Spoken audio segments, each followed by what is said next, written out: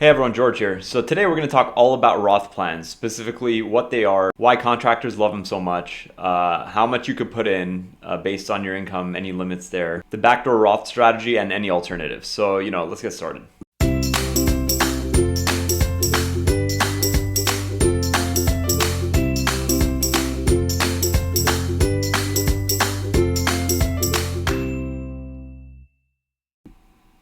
So of the Roth family, let's start with the Roth IRA. So a Roth IRA is a retirement account that you fund with after-tax money, meaning you already pay taxes on what you contribute to the Roth IRA. So even though your contributions to a Roth IRA are not tax deductible, the earnings on it grow tax-free. And when you pull out the money in retirement, presumably all that money will be pulled out tax-free. This is in contrast to a traditional IRA where you get a deduction for what you put in up to $7,000 or $8,000 if you're 50 and over. However, whatever you pull out, eventually in retirement becomes taxable to you as income then. Now, what are the biggest benefits of a Roth IRA? Well, number one, your money grows tax-free. Although you pay taxes now, everything you earn down the line, you can withdraw tax-free. Number two, there's no required minimum distributions that you need to take at the age of 73 going forward. So the IRS never forces you to take withdrawals, when you get older. Number three, you have access to your contributions at any time. If a piece of equipment dies, payroll gets tight, a job requires cash up front, you can pull the contributions out, without having to pay any taxes, penalties, anything like that at any time. Of course, you don't want to be doing that all the time. You do want to plan properly for retirement, but it's good to know that cash flow wise, you always have that quick liquidity. Number four, it's perfect for times of lower income. If you had a really slow year or you're just starting out and your income isn't quite there yet, you might not even need a tax deduction with respect to retirement plans. So it's perfect for that time to just put money away in a different account that's very liquid like a Roth. And therefore, have that cash on hand, let it grow with your investments, with your crypto. And number five, if you're in your 20s, 30s, the lower income years of your life, of your career, and that growth compounds over time. So when you have that compounding growth, to take all that out tax-free later is a major advantage. So what are the contribution limits? So if you're under the age of 50, in 2025, you can contribute up to $7,000. If you're over 50, you can contribute up to $8,000. Now, mind you, you can make these contribution limits between a Roth and a traditional IRA. So you can't go putting, say, if you're under 50, $7,000 in a Roth and $7,000 in a traditional IRA. The maximum contribution limit of $7,000 and $8,000 is between all IRAs. Also, one final requirement is that in order to make any Roth or traditional IRA contributions, you need to have earned income of at least the contribution amount in the current year. So if you have no income, you basically can't make any contributions technically. Now, as great as Roth IRAs are, and I think they're a great tool to have in your financial toolbox, the one major drawback with a Roth IRA is they do have income limits. So if your modified adjusted gross income is under $150,000, you can make the full contribution amount of the $7,000 or $8,000 depending on your age.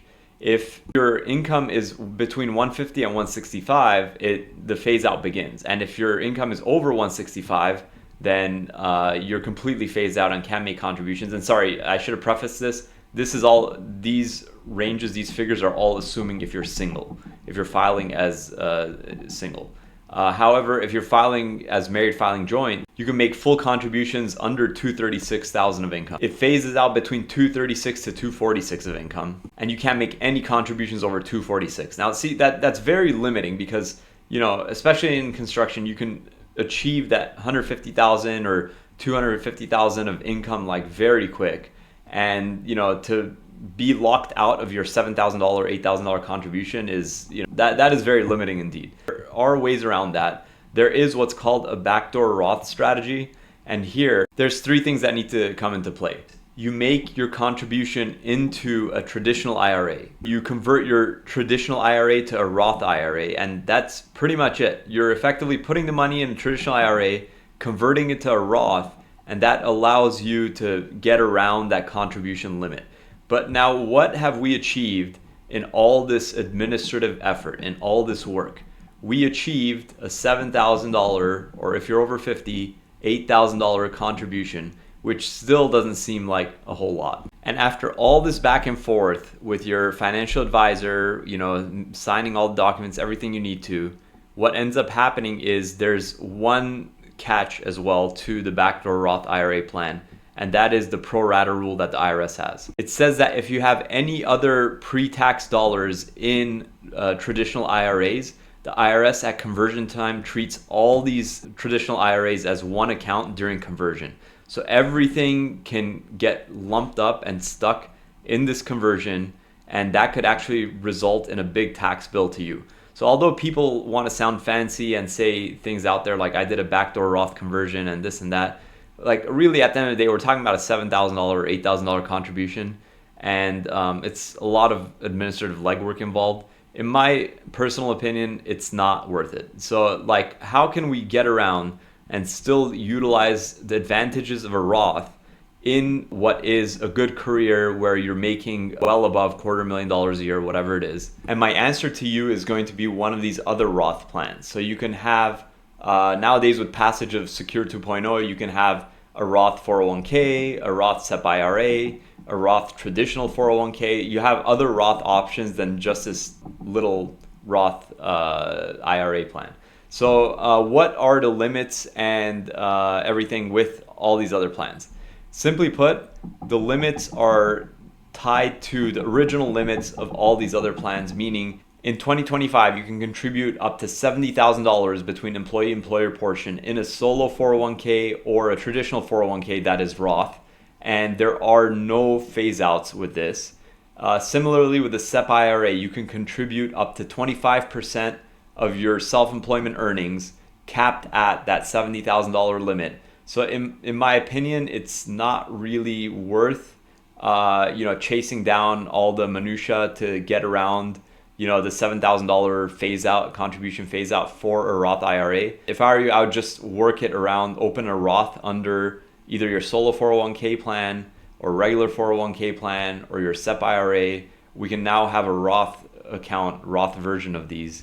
And they are not subject to any sort of phase outs. Again, when is it a good idea to have any sort of a Roth plan? Number one, you expect income to rise over time, especially if you're currently in a lower income year for startup reasons or just earlier on in your career. If you prefer tax-free withdrawals in retirement, if you want flexibility with no RMDs, no required minimum distributions, you're looking for long-term tax-free compounding. And if you just want to diversify your financial products, your investments beyond just your business, your tools, your real estate, Roth is a really solid way to go. It's great to put money away in a Roth. Again, it's more easily accessible, more easily liquid.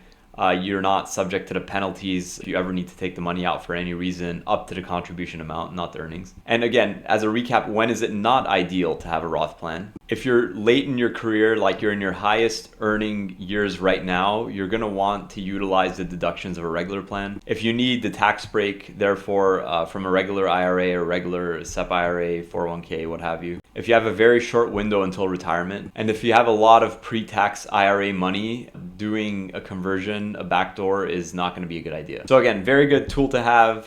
Definitely keep it in the set. And I hope you found this helpful. Click like, subscribe, turn on notifications for any updates, and hope to see you in the next one.